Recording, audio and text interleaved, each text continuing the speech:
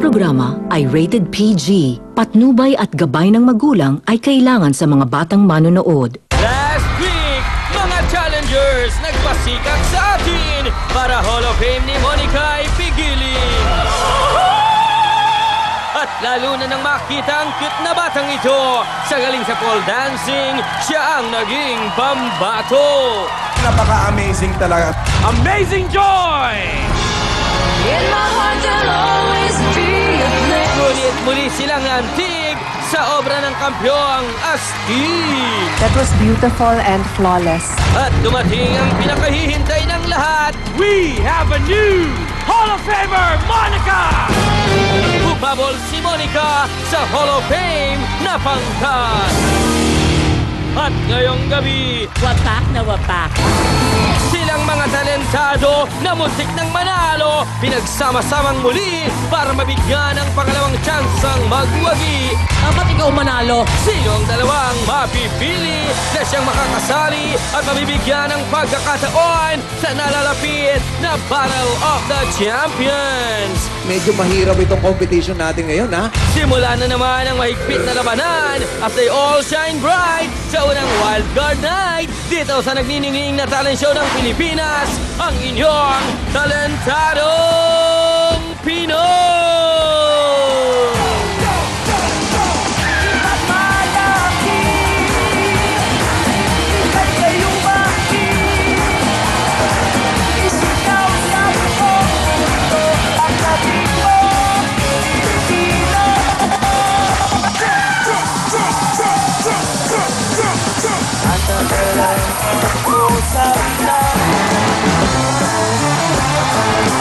Magandang gabi sa lahat ng ating mga kapatid at welcome sa paboritong talent show ng bayan, ang...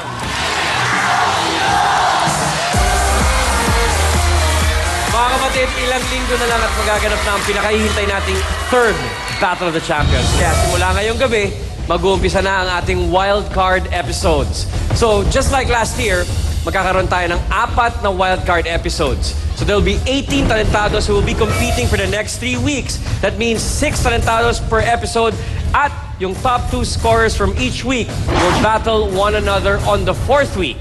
Ang mananalo po doon ang siyang magiging wildcard talentado at makakasama ng ating mga Hall of Famers sa finals for a chance to win 1 million pesos and the title of Talentadong Pinoy's 3rd Ultimate Talentado. So folks, tutukan nyo lang ang ating palabas dahil ang isa sa dalawang mananalo ngayong gabi ang maaaring maging susunod na Hall of Famer. Kaya bago natin umpisahan ang bakbakan, eto muna, pakilala natin ang ating talent scouts para sa gabing ito. Una sa listahan ay ang komedyanang Matalinahaga. Please welcome Kay Brosa. What doesn't kill you makes a soul. Next up is a lady with boundless beauty, Miss Rufa Gutierrez. And finally, isa sa ating Celebrity Talentado Champions. Give it up for Professor Arnel Ignacio. Ayos, handa na ating scouts. And also, our jury is seated behind them. Kaya jury, magandang gabi po sa inyo.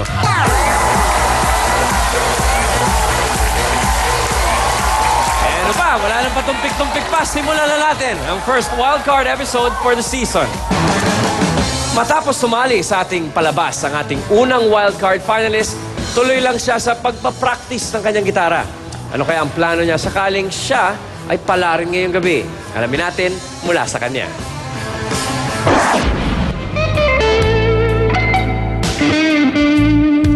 Yung feeling ko yung na-pick ako, masaya ako kasi out of nowhere siya. So, na-excite naman ako. So, para makapag-perform ulit ako. Kung manalo man ako, yung pera na makukuha ko, gamitin ko pang fund ng college. Kasi magsusubok ko mag-apply ng scholarship sa out of the country in the US. Kahit naman matalo ako, manalo, masaya pa rin ako eh. Kasi napili pa rin ako, meaning out of thousands of people, napili ako. So, okay na yun para sa akin. With music to take our blues away, please welcome Paolo Giz de Ortega!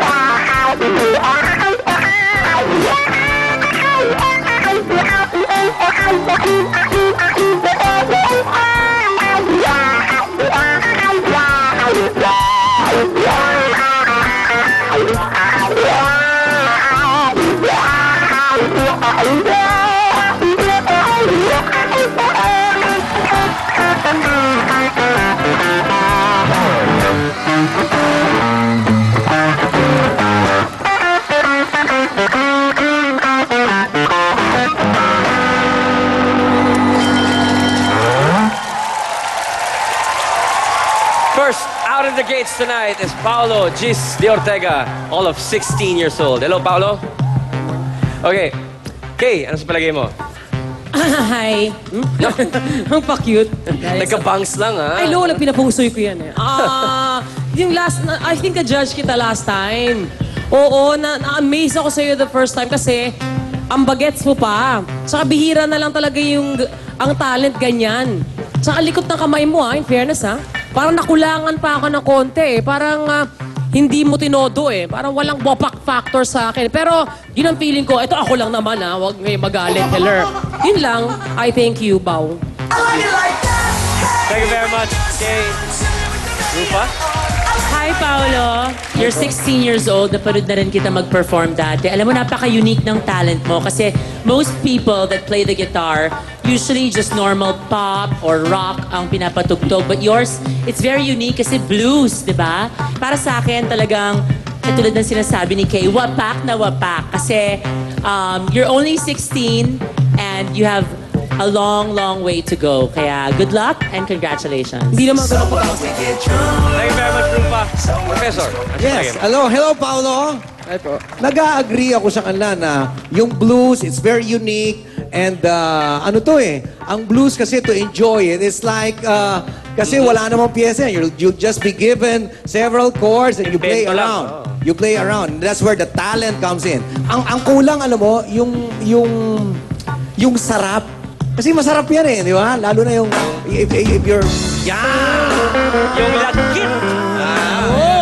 Diba, completely, wala ka ng pakialam sa amin. And that's when the art comes in and the beauty of the music penetrates everyone. Good luck. Thank you very much, Professor. Thank you very much, Dance Scouts. Okay, Paolo, thank you very much for your performance. I'll see you at the end of the show. Thank you. Thank you, Ryan. Nauna siyang sumalang sa ating palabas. Ang pangarap ng ating susunod na wildcard finalist ay makilala bilang isang singer. Ngayong siya ay nagbabalik, may pagpatuloy niyang muli ang papangarap na ito. Kilalanin po natin siya.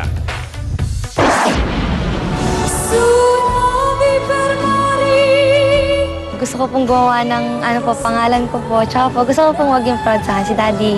And the winner for tonight is Astro Boy! Kahit po hindi ako nanalo nung dati po, gano'n naman po talaga sa contest, diba? Siyempre po, may nananalo, may natatalo. Dapat po, sports ka lang. Deserve ko po na mapili po bilang wildcard kasi simula po bata pa po ako, talaga pong ito na po yung pangarap ko. At nabuhay po ako para kumanta. Huwag pong mag-give up sa dreams.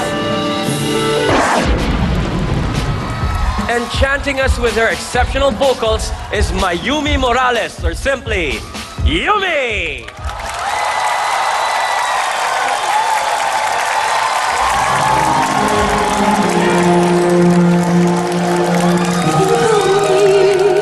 Think of me waking, silent and resigned.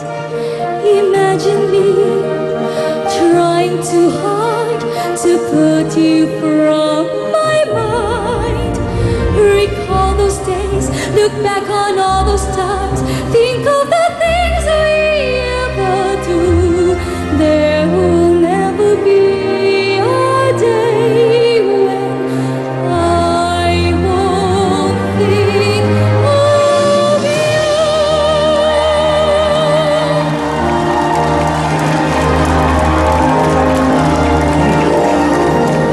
Summer fades, the fruits of summer fades. They have their season, so do we. God, please promise me that sometimes you will be.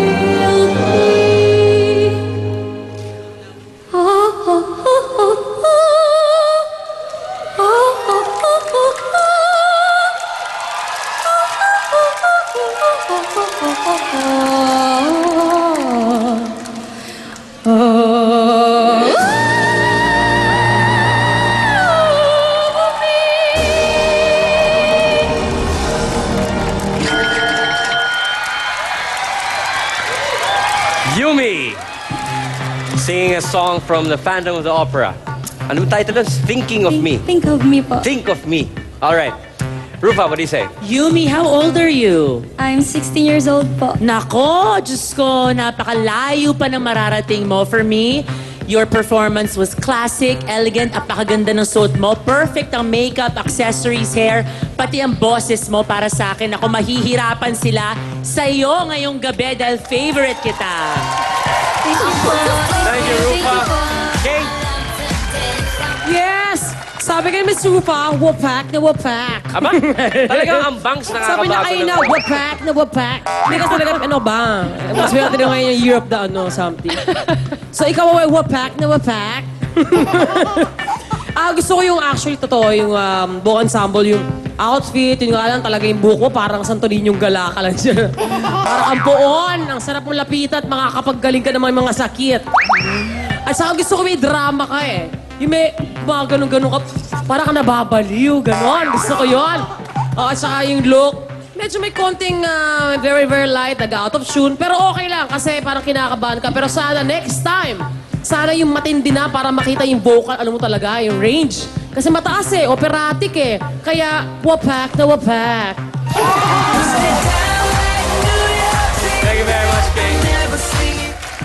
Prof? Yumi, at 16, parang malayo-layo ka agad ang kaya mong gawin, ha? It will be a challenge for me to give you a low score. Medyo mahirap itong competition natin ngayon, ha? Dalawa pa lang ang contestants. Talagang, ano na? Dalawang 16 years old. Dalawang 16 na taong gulang na mga bages ang gagaling. Fabulous! Thank you very much, Professor. Maraming salamat, Scout. Okay, Yumi, lusot ka sa ating kortina, so I'll see you at the end of the show. Thank you, Yumi. Thank you po, Kiraya. Hindi lang cute, ngunit ubod ng talentado pa. Abangan ang gagawin ng ating susunod at chikiting na pihadong kagigiliwan nyo sa pagbabalik ng wildcard episode na nag-iisang Talentadong Pinoy.